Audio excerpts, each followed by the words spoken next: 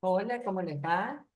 Desde la Junta Diocesana de Catequesis de la Diócesis de San Francisco, queremos iniciar este camino que lo vamos a hacer juntos del Seminario de Formación de Catequistas 2025. Mi nombre es Ruth.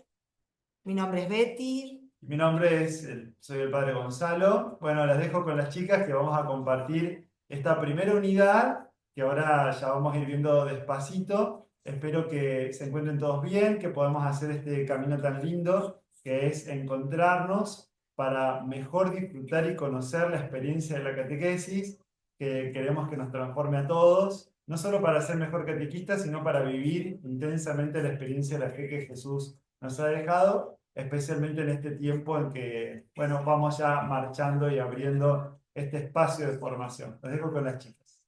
Ustedes van a ver estos rostros durante los videos, pero en otro momento, el de las aulas híbridas, habrá otras personas de la Junta Diocesana que nos acompañarán en este camino.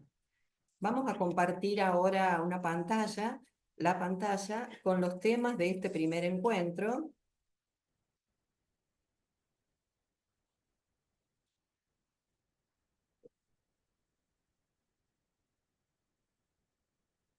Este seminario plantea tres momentos de trabajo.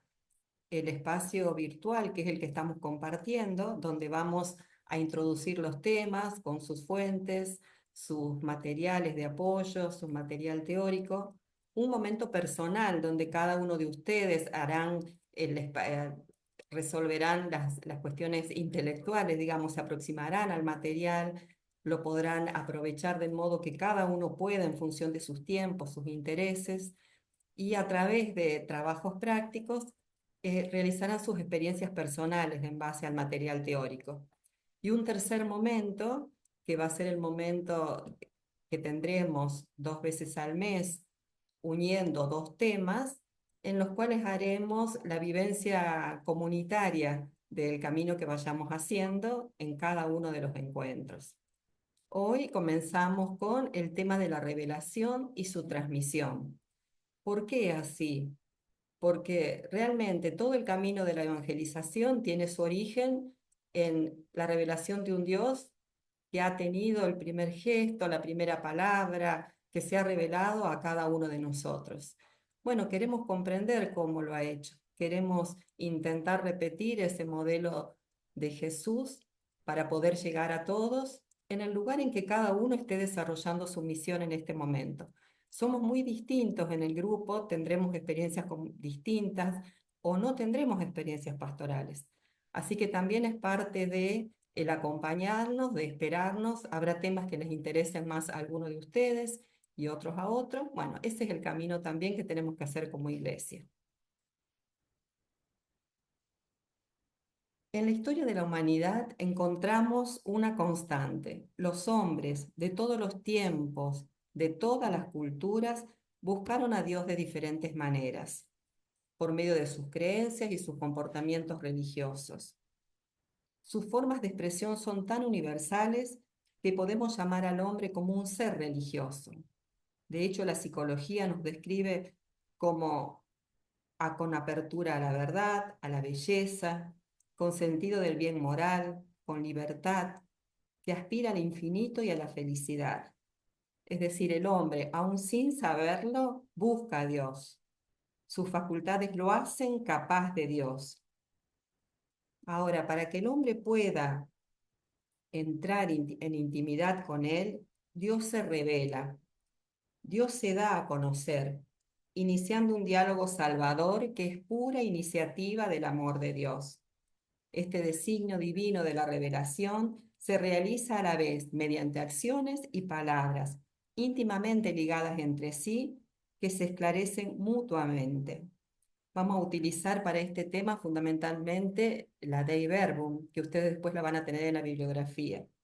Este designo comporta una pedagogía divina particular. Dios se comunica gradualmente al hombre, lo prepara para la revelación, para acoger la revelación sobrenatural que hace de sí mismo y que culminará en la persona y la misión de Jesús.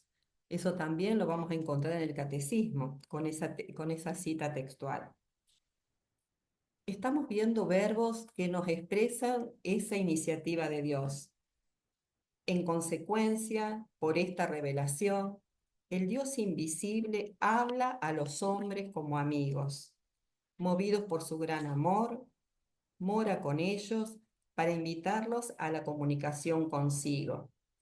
Todos verbos que confirman la acción de Dios para con el hombre, para comunicarse con el hombre. La revelación desde el Antiguo Testamento nos muestra que Dios se ha dado a conocer en las cosas creadas, ¿no es cierto? Donde vemos las huellas del Creador. Pero en el Antiguo Testamento vemos sobre todo una historia de amor de Dios que acompaña a su pueblo. La alianza con Noé, la elección de Abraham, la formación del pueblo de Israel, el éxodo, la alianza, el desierto, la monarquía, los profetas. Dios nunca ha dejado de comunicar al hombre el plan de salvación y de mostrarle los signos de su amor. Incluso si el hombre puede olvidar o rechazar a Dios, Él no deja de llamarlo para buscarlo. La definición de fe, que es la forma en que respondemos a ese amor de Dios, no la encontramos en la Biblia. Lo que sí nos muestra la Biblia son creyentes, personas que en su vida admitieron y admiten a Dios y lo obedecen. Abraham como modelo del creyente y María en el Nuevo Testamento. El creer sí implica una doble referencia a la persona y a la verdad. A la verdad por confianza en la persona que lo atestigua y a la persona porque ella misma es auténtica. Es entonces una adhesión del corazón, de la mente y de la acción. Todo el Antiguo Testamento es el tiempo de la promesa y de la espera que apunta a Jesús. Todas las antiguas promesas se ven realizadas en Él y desde Él son comprendidas con nueva luz y en verdadera profundidad. Dios se ha revelado y desde lo más profundo del designio divino surge la novedad del anuncio cristiano. Él se ha revelado, Él personalmente, y ahora está abierto el camino hacia Él.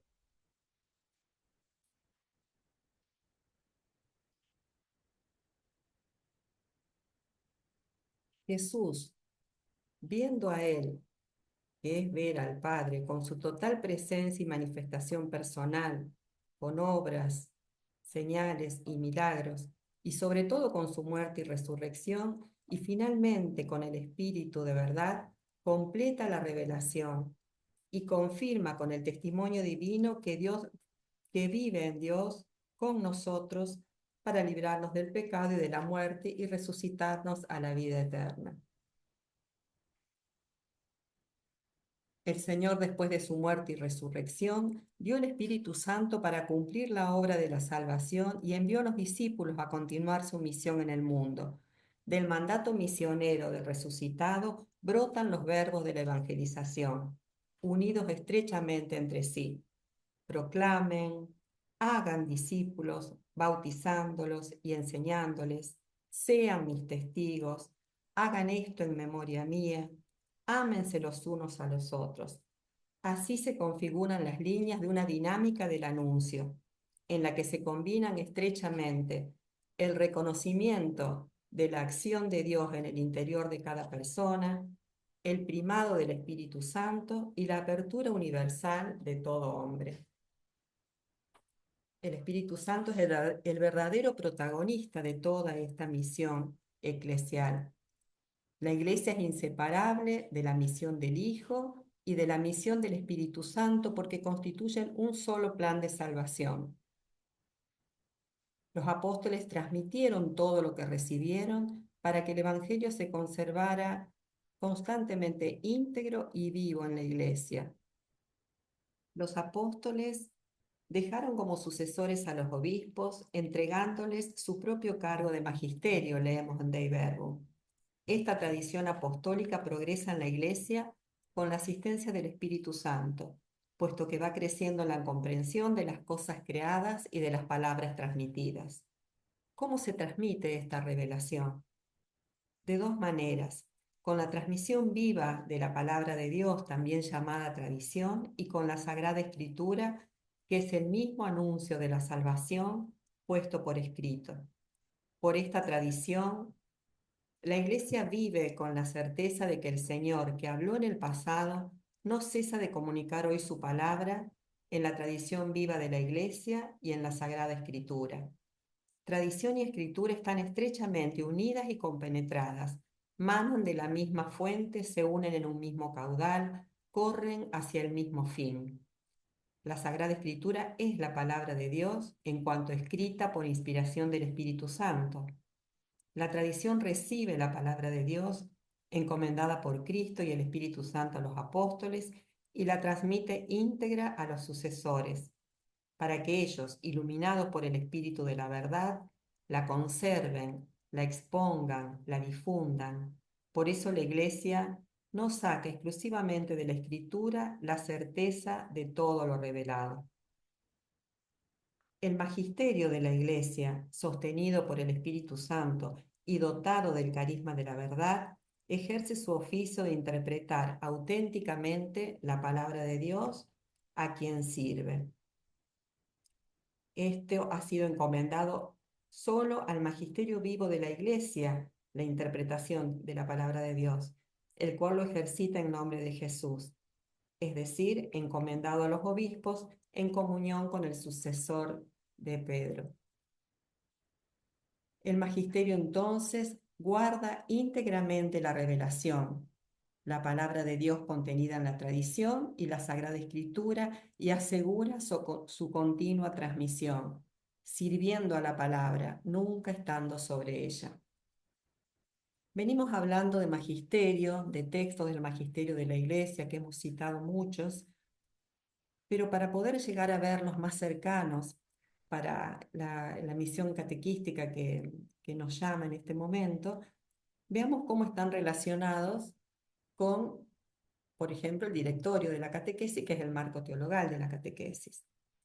El directorio que estamos nosotros utilizando para esta formación es el que el Papa Francisco aprobó en el 2020, que tuvo como referencia para la formulación la exhortación apostólica Evangelii Gaudium y el sínodo para la nueva evangelización.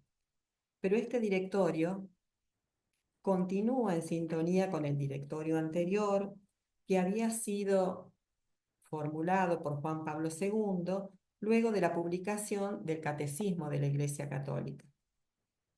Y el primer directorio fue aprobado luego de la sistematización de las enseñanzas del Concilio Ecuménico Vaticano II, a quien San Pablo VI consideraba el gran catecismo de los tiempos modernos.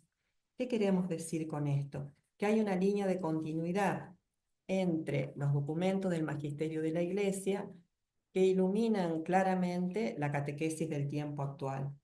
En los tres textos aparecen exigencias comunes, pero cada uno afronta la dinámica histórica, la mirada más profunda que tengan sobre el tiempo el que les toca transcurrir. Hay diferencias entre ellos de más de 20 años. Y evidentemente eso nos muestra una cronología, un contexto histórico distinto. Hacemos hincapié, por supuesto, en el directorio actual, que se centra mucho sobre el proceso de evangelización y la catequesis dentro del proceso de evangelización y toma aspectos centrales de nuestro tiempo histórico, como es la globalización de la cultura digital, el acento puesto en la catequesis carismática y mistagógica, a la que posteriormente vamos haciendo referencia en cada uno de los temas.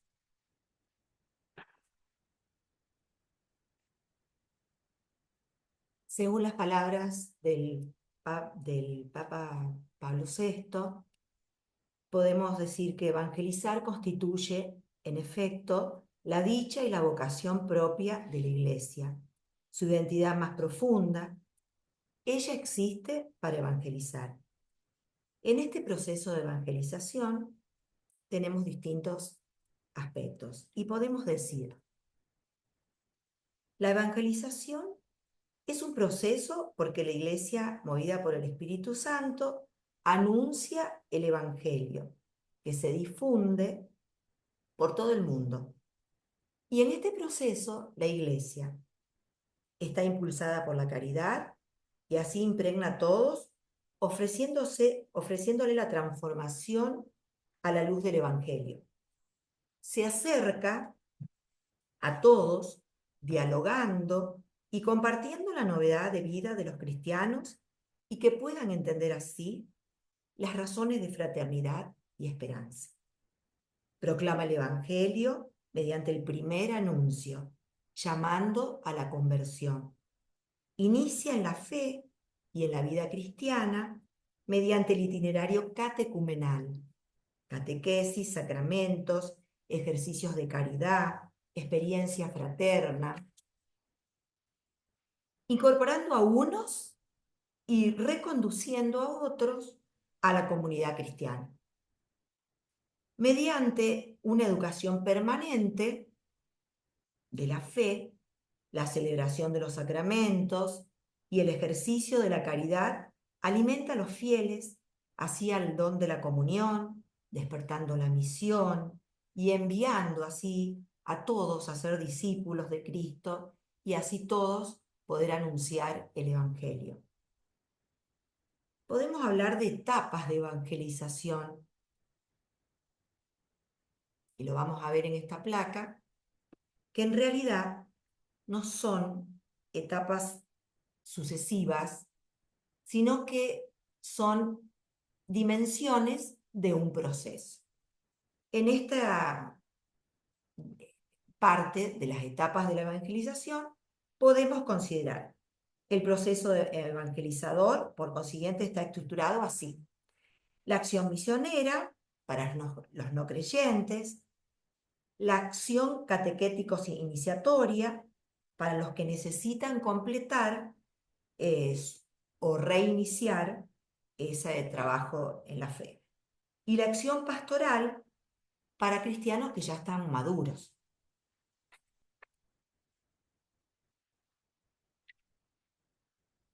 Sabemos que la Iglesia, a través del tiempo, desde el principio, desde la era apostólica, se valió de muchos medios para poder realizar este ministerio, para llevar el anuncio del Evangelio. Y aquí lo podemos ver y nos podemos preguntar, ¿cómo? ¿Cuáles son esos medios en que la Iglesia se ha manifestado, se ha valido? Y desde de estas imágenes podemos decir y nombrar el primer anuncio, la enseñanza escolar de la religión, las distintas maneras de hacer catequesis, la homilía y la predicación, la lectura orante, la piedad popular, el apostolado bíblico, encuentros que relacionan la palabra y la cultura contemporánea. En este mundo, la evangelización se realiza con los cambios que tenemos una nueva evangelización y podemos nombrarla en distintos ámbitos. Y aquí tenemos en la pastoral ordinaria, en personas bautizadas que no viven las exigencias del bautismo y en quienes todavía no conocen a Jesucristo. Estas etapas las podemos seguir trabajando en los próximos encuentros.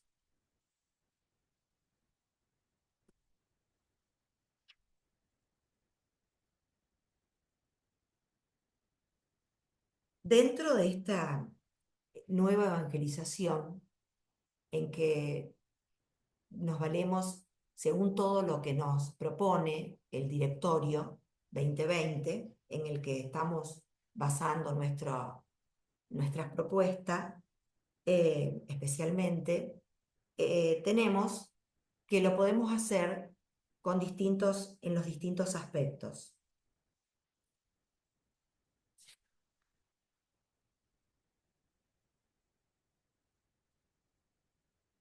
Una catequesis en salida misionera, dentro de esta renovada conciencia de su vocación, la Iglesia se replantea la catequesis como una tarea en salida.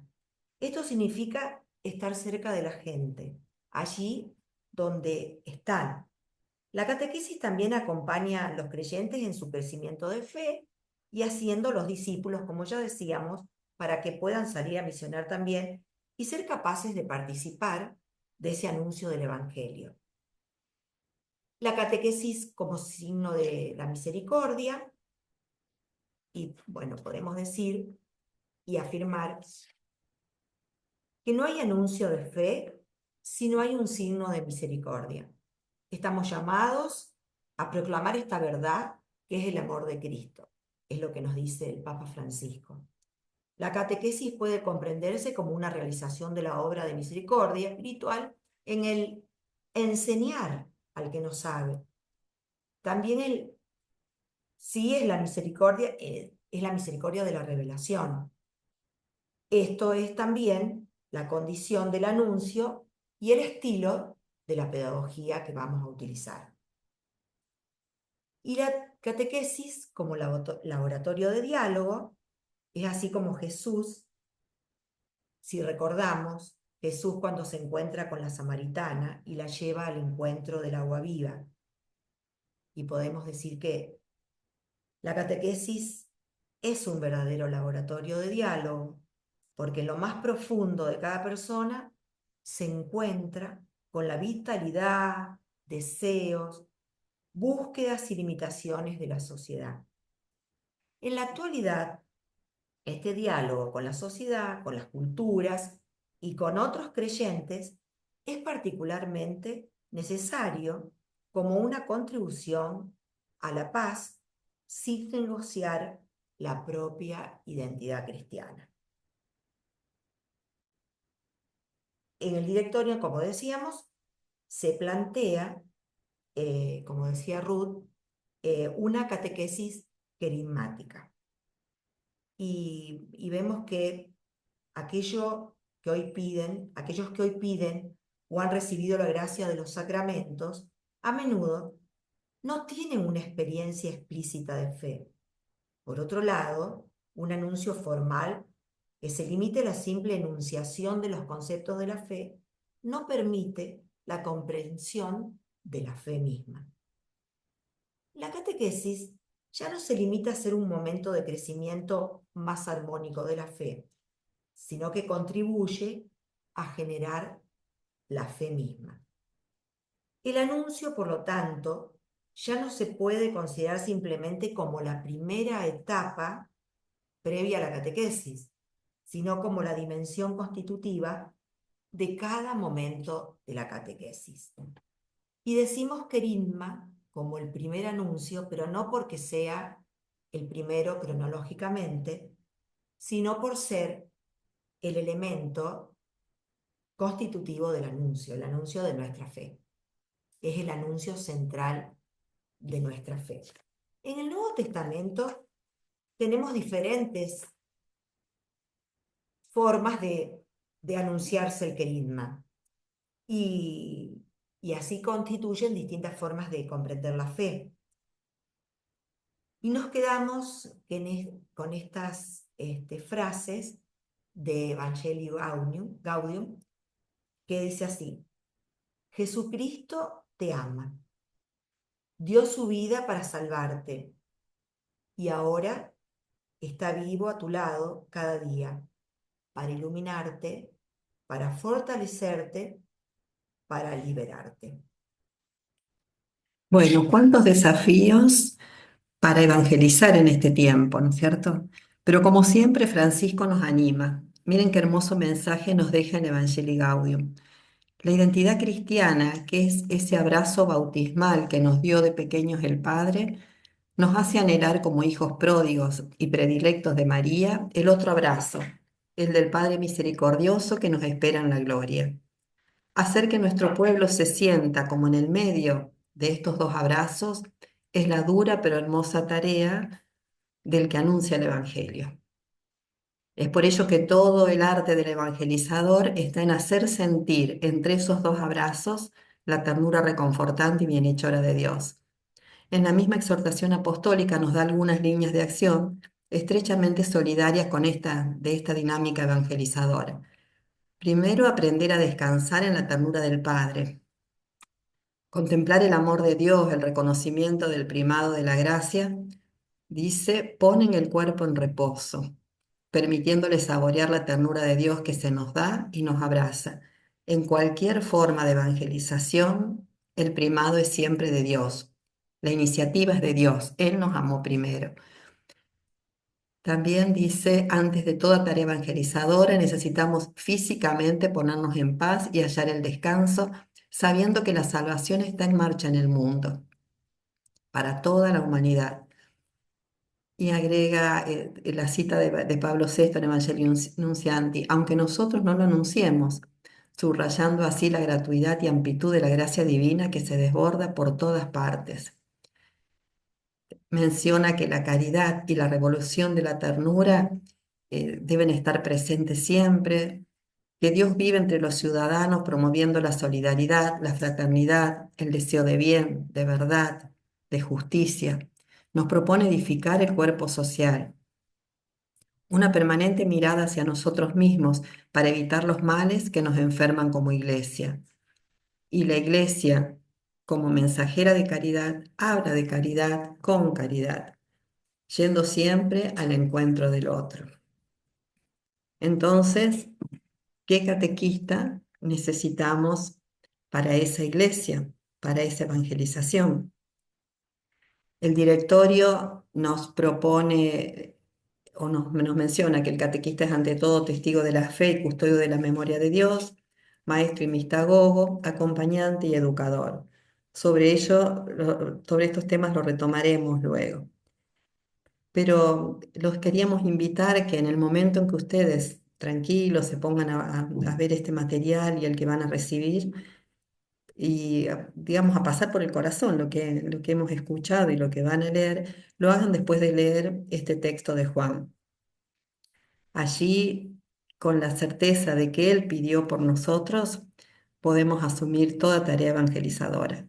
Es el texto en el cual Él envía a sus discípulos, a los apóstoles, y pide al Padre por ellos. En esa oración, Él también pidió por nosotros. Así que descansemos confiados en los brazos del Padre. Bueno, nos vemos en el próximo encuentro. Gracias.